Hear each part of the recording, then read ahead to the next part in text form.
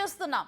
Lok Sabha అభ్యర్థులపై Telangana Congress speed పెంచింది. అభ్యర్థులను ఎంపిక చేసేందుకు సీఎం రేవంత్ నివాసంలో జరిగిన కాంగ్రెస్ స్క్రీనింగ్ కమిటీ భేటీ ముగిసింది. ఇక ఎంపీ అభ్యర్థుల ఎంపికపై కమిటీ సభ్యులు చర్చించారు. ఇక్కడ అభ్యర్థులను స్క్రీనింగ్ చేసిన తర్వాత ఢిల్లీలోని అధిష్టానానికి జాబితా పంపించనున్నారు. ప్రతి పార్లమెంటు నియోజకవర్గం నుంచి 3 అభ్యర్థులను ఎంపిక చేసి కాంగ్రెస్ సెంట్రల్ ఎలక్షన్ కమిటీకి స్క్రీనింగ్ కమిటీ పంపనుంది. ఇక ఆ తర్వాత అక్కడి నుంచి తుది అభ్యర్థులు ఖరారు కానున్నారు.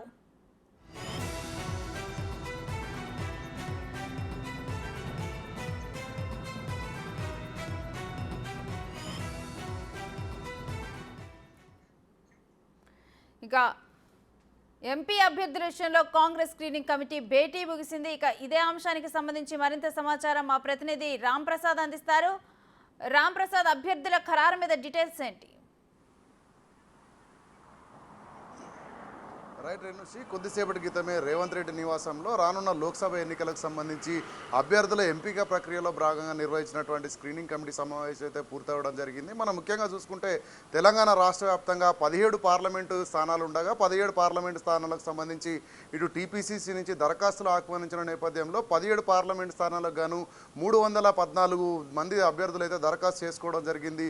దీనికి సంబంధించి మనం ముఖ్యంగా చూసుకున్నట్లయితే అత్యధికంగా మహబూబాద్ పార్లమెంట్ నియోజకవర్గానికి సంబంధించి 48 మంది దరఖాస్తు చేసుకోగా అత్యల్పంగా మహబూబ్ నగర్ పార్లమెంట్ స్థానానికి 4 అభ్యర్థులు దరఖాస్తు చేసుకున్న నేపథ్యంలో దరఖాస్తు చేసుకున్నటువంటి అభ్యర్థులందరి నుంచి కూడా ప్రతి పార్లమెంట్ నియోజకవర్గం నుంచి కూడా 3 అభ్యర్థుల పేర్లను ఖరారు చేస్తూ ఈరోజు స్క్రీనింగ్ కమిటీ సమావేశం అయితే నిర్వహించడం జరిగింది. స్క్రీనింగ్ కమిటీ సమావేశంలో రాష్ట్ర ఇన్ఛార్జ్గా ఉన్నటువంటి దీపాదాస్ మున్షితో పాటు రాష్ట్ర ముఖ్యమంత్రి అదేవిధంగా పీసీసీ అధ్యక్షుడిగా ఉన్నటువంటి రేవంత్ రెడ్డితో పాటు ఉప ముఖ్యమంత్రి బట్టి విక్రమార్క ఉన్నారు. అదేవిధంగా Congress party central election committee సభ్యుడు అదేవిధంగా రాష్ట్ర మంత్రి అయినటువంటి ఉత్తమ్ కుమార్ రెడ్డితో పాటు స్క్రీనింగ్ కమిటీ సభ్యులందరూ కూడా గంట పాటు సాగినటువంటి ఈ యొక్క స్క్రీనింగ్ కమిటీలో పాల్గొని అభ్యర్థుల ఎంపికకు సంబంధించినటువంటి ప్రక్రియను అయితే సుమారు గంట సేపు అయితే చర్చలు జరపడం జరిగింది. దీనికి సంబంధించి ఇప్పటికే రాష్ట్ర వ్యాప్తంగా ఉన్నటువంటి అభ్యర్థుల దరఖాస్తులను పరిశీలనకు తీసుకొని ప్రతి నియోజకవర్గం నుంచి కూడా 3 అభ్యర్థుల పేర్లను అయితే ఖరారు చేసినట్టు మనకు తెలుస్తోంది.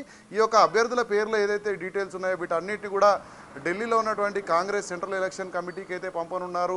అనంతరం సిఈసిలో కూడా వీళ్ళపైన పూర్తిస్థాయిలో చర్చ జరిగిన అనంతరం ఒక అభ్యర్థి పేరు ప్రకటనను ఏఐసిసి అధ్యక్షుడు మల్లికార్జున ఖర్గే ప్రకటించనున్నారు. దీనికి సంబంధించి కేవలం రానున్న 2 వారాలలో ఎన్నికల షెడ్యూల్ రానున్న నేపథ్యంలో అయితే కాంగ్రెస్ కసరత్తు పూర్తయినట్టు మనకు తెలుస్తా ఉంది. Renusri, right, thank you Ram Prasad.